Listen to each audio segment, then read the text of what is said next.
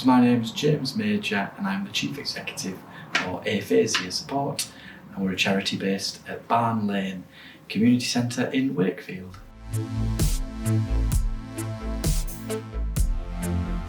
Aphasia is a language disorder. It's common after stroke and it affects a person's ability to communicate. So that's speaking, reading, writing, understanding, using numbers, and people can be kind of mild, moderate, severe across all those language modalities: speaking, reading, writing, understanding. So no two people with aphasia are the same. Someone might be very strong with speaking but might have lost the ability to read, and vice versa. But you can also get aphasia from a head injury or a brain tumour, or it could be a form of dementia.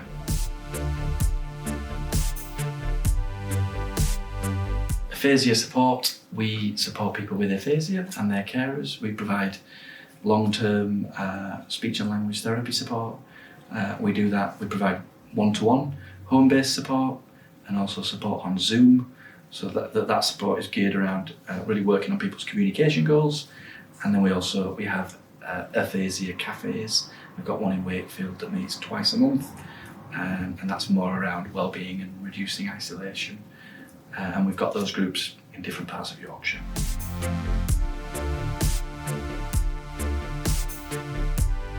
So I think we're kind, so we're very kind. I think we're innovative, and we have to be innovative because all our funding kind of runs for a year or two and then you have to kind of reinvent yourself. So we have to be innovative to survive. And I think we're energetic as well, so we want the best for the people that we work with.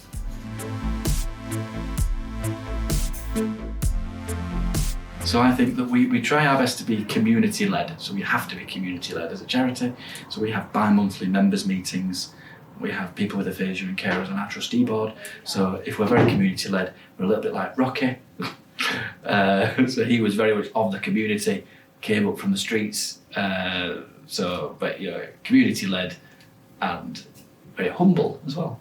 So, Rocky.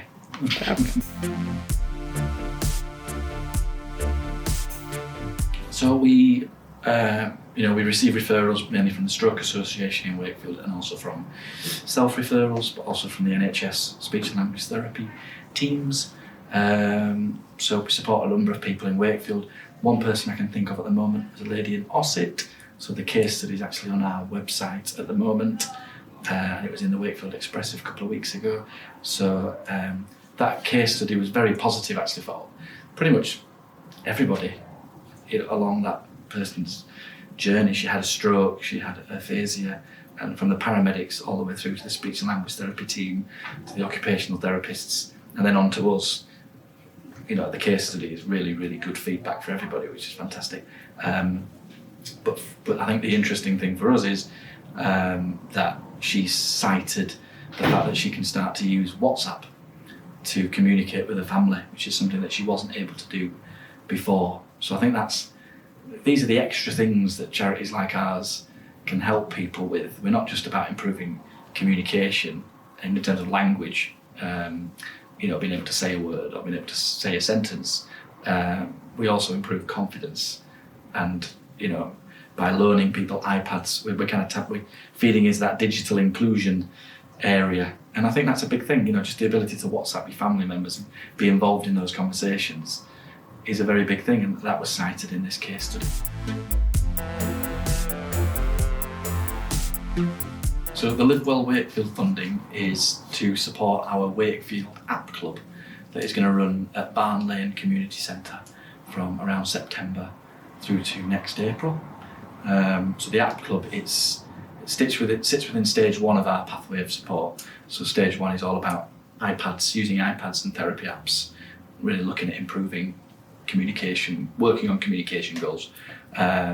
So the Live Well Wakefield funding is paying for iPads and apps to be loaned to people with aphasia in Wakefield, and it's great funding because it's up to 8,000, which is more than I think you get in most other areas. So that's great. It now allows you to put in a contribution to running costs, which I think is really good. A lot of the grants that we go for are so small that you can't put in that contribution to running costs, and that's what you need really as a charity. We need these different sources of income.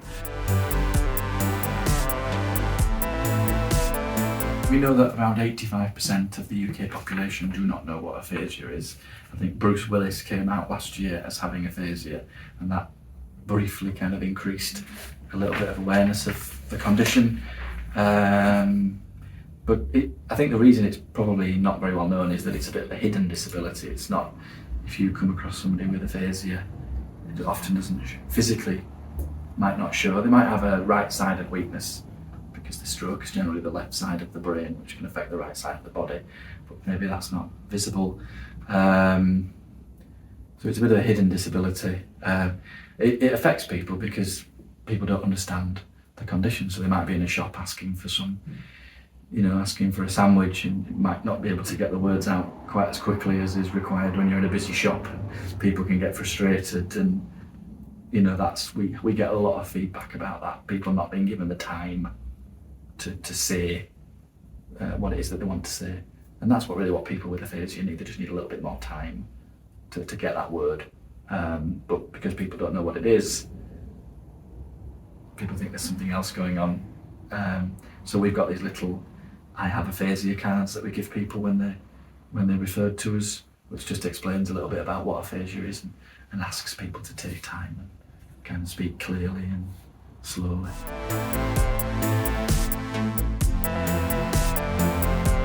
So the main takeaway was that people understand what we do now better than they did before.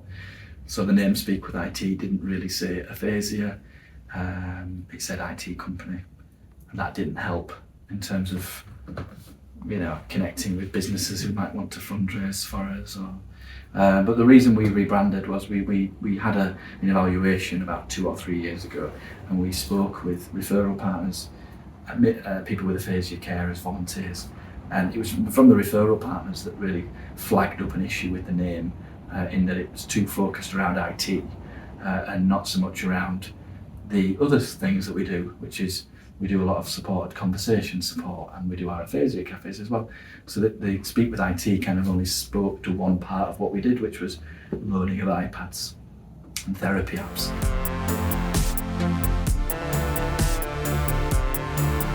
We'd love to link in with other charities around interest groups, and that we can then promote them to the people that we support, and we feel that that's it's extending our pathway beyond the aphasia cafes, supporting people into community groups around areas of interest. So that's, I think, what we would like to talk to other charities in the area. In terms of other ideas for the charity, we really want to expand. We think there's a big need for what we do in other parts of the UK. So that's something that we're going to be doing.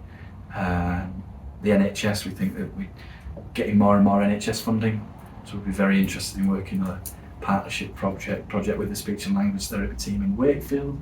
That might be something that happens in the future, if there is a desire to do that, but it definitely would be from our perspective, because we think that's the way forward.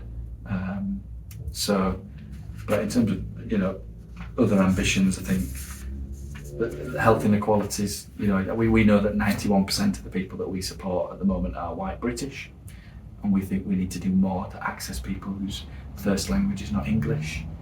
And so we're going to be looking into that as to how we can open that up and provide support for that group of people.